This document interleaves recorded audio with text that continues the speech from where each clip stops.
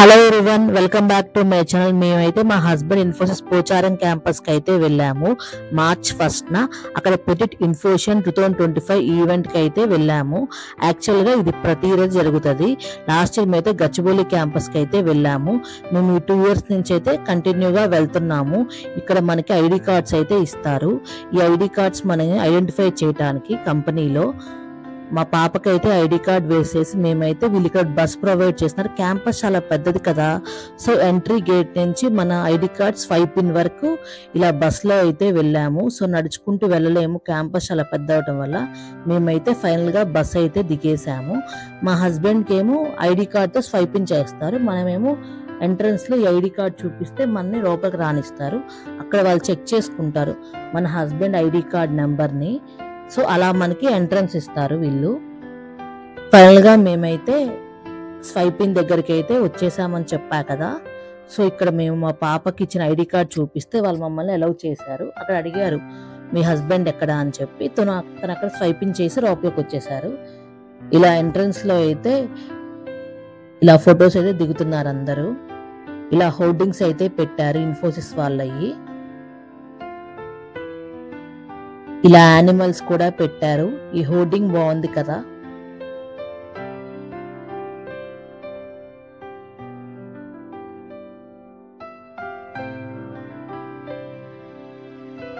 ఇక్కడ ఎంట్రన్స్ లో different getters లో కిడ్స్ ని అట్రాక్ట్ చేయడానికి ఇలా అయితే వీళ్ళైతే రెడీ అయి ఉన్నారు. వీళ్ళని ఏమంటారో నాకు తెలియదు. యాక్చువల్ జోకర్ కూడా ఉన్నారు చూడండి.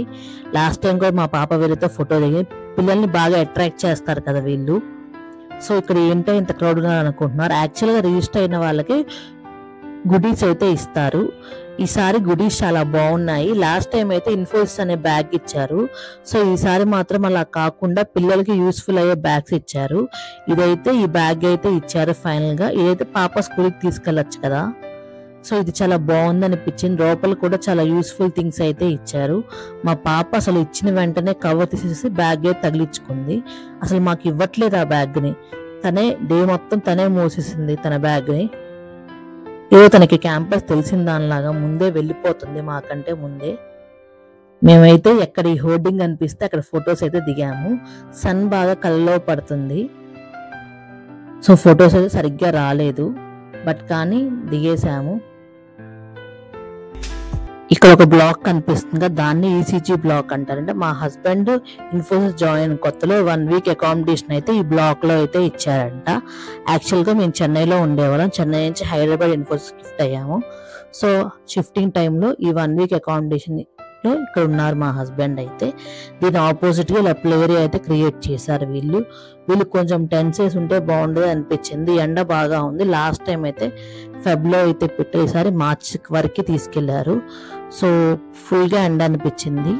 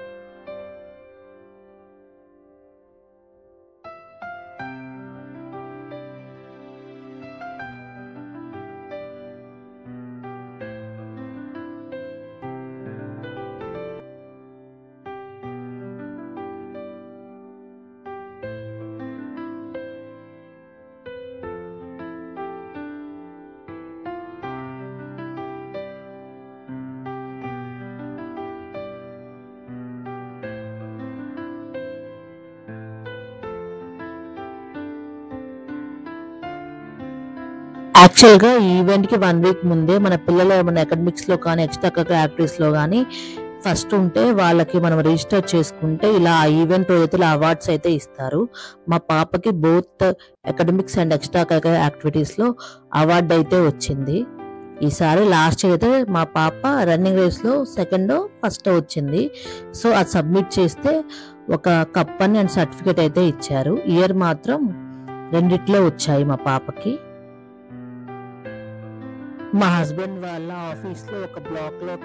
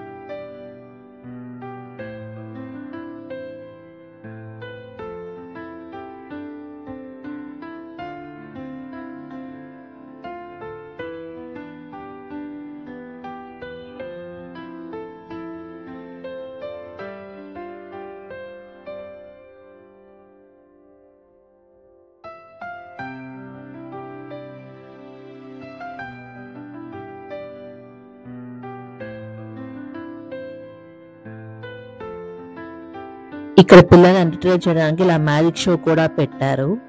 చూడండి క్యాంపస్ ఎంత బాగుందో, చాలా పెద్దగా ఉంది. యాక్చువల్‌గా ఇది నేను 2015లో నా బీటెక్ అయిపోయినప్పుడు ఫ్రెషర్‌గా ఉన్నప్పుడు ఇన్ఫోసిస్ పోచారం క్యాంపస్ దగ్గర సంస్కృతి టౌన్‌షిప్ అయితే వెళ్ళాను.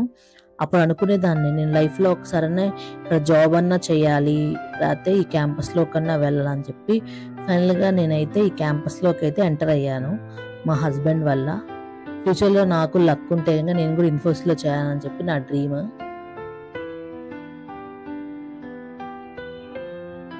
ఇది షిప్ లాగా ఉంటదంట ఈ బిల్డింగ్. సో, మా హస్బెండ్ ఒక సైడ్ నుంచి అయితే తీశారు ఈ బిల్డింగ్‌ని. షిప్ షేప్‌లో ఉంటదని చెప్పి.